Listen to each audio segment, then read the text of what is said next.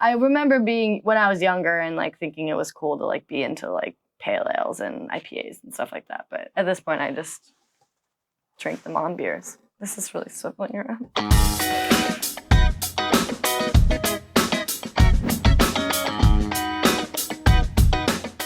My name is Michelle Zauner. I play in a band called Japanese Breakfast.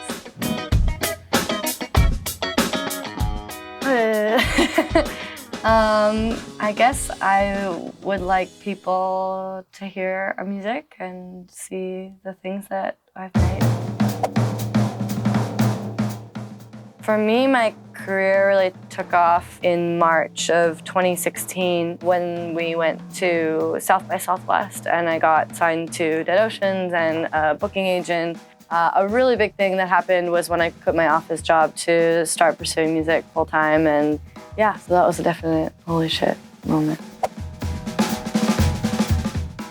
Philadelphia is where I live now. I went to college outside of Philadelphia. I made my start as a musician in Philadelphia. It's a great place to live. It's a city with a lot of heart and it's very gritty and intense and I like it.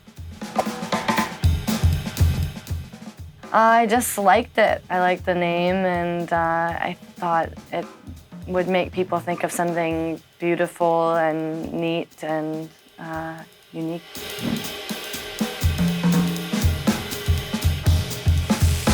Love it.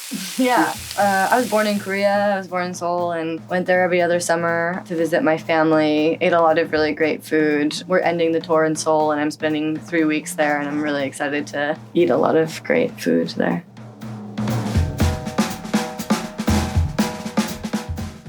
I so wish my mother could see me play in Seoul. And it's nice to have my aunt and uncle get to see the show. My aunt doesn't speak very much English and I don't speak very much Korean. So I was telling her, when I first started playing music, this was my job and I'm doing well and it's okay. And she didn't really understand and was just like, but who pays you? Who's your boss?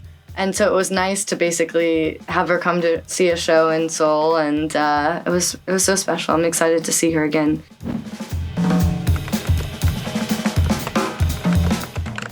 Really hard. There's just very little to hide behind. It's just you're doing one thing. Whereas in music, if you get stuck on something or you want to try something else, you can pick up a different instrument or try a different effect or preamp or whatever. You're alone, with a computer and it's just staring at the page and figuring it out. When I first started this project, it was all about regimen and writing a song every day for the month of June and sometimes feeling like it was really, really bad and realizing that you need to do that process sometimes and when you look back it's not as bad as you think it is and it's a great way to just let raw source material flow from you and then go back and edit it.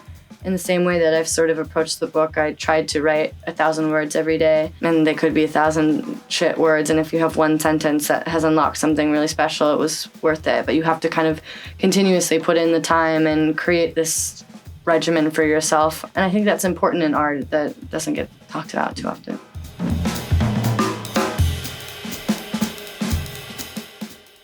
Everybody Wants to Love You was the first music video I directed and have done all of them since then. Yeah, I studied film in college and my DP, Adam Kolodny, has been super supportive and great collaborator to work with. And so it's just been a really fun process getting to make worlds together.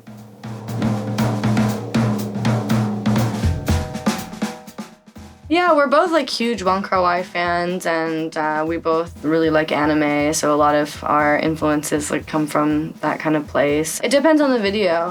For the Better Oblivion video, it was Kubrick meets Lynch, and for Charlie Bliss, it was Fargo. The Coen brothers was a big one for that one, so it really depends on just what the song inspires, I guess.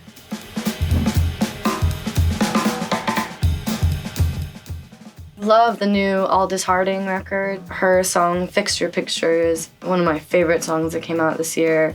I loved the Wise Blood album. I'm excited to dig into the rest of the Charlie Bliss record. I'm a big, the 1975 stan, and so I listened to their record nonstop. I like the new Ariana Grande album, and the Japanese House record I like a lot also.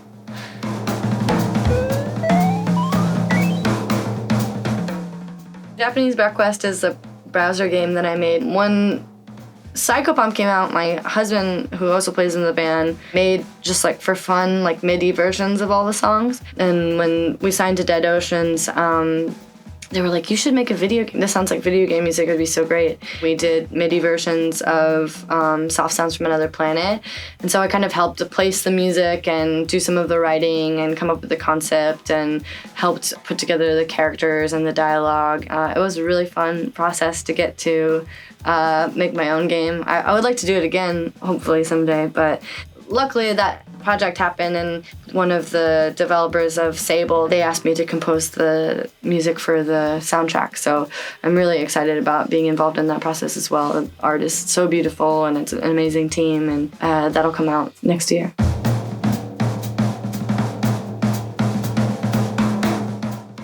It's very different. Obviously, it has to be less personal because you're not drawing from your own life. You have to write for the characters and the world that someone else has created. It's the first project that I haven't directed that I really loved working on. Like, it's very hard for me to not have control over all aspects of things, but I feel so lucky to get to be a part of it, and they're also very, very supportive and hands-off and really just want me to express the music the way that I envision it. But yeah, when you write a pop album, you have a very set structure and you draw from your own life. And for me, when I write songs for Japanese Breakfast, I'm always trying to find a great hook or something that's really catchy and gets stuck in your head. But you're trying to do the kind of opposite thing when you're in an open world, because otherwise if you have something too catchy, it's gonna really get on your nerves. So it's figuring out how to like stretch out long pieces of ambient music that are compelling but also sit in the background a bit. And then for the trailer song Glider, it kind of looked to a lot of the Studio Ghibli films, you know, because it's a story about a young girl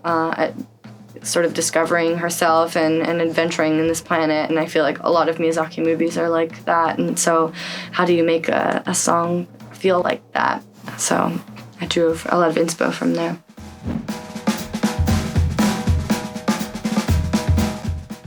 I don't know. I hope that it just gets bigger and better. I feel way more confident in handling the arrangement of different instruments, even once I don't play. Working with Craig Hendricks on the last album and, you know, seeing him put together horn arrangements and stuff like that, and realizing that that's the thing that I could step up to as well, and writing more of the instrumentation and, yeah, getting bigger production, spending more time, taking my time. I hope that the next album is a more upbeat and happy record.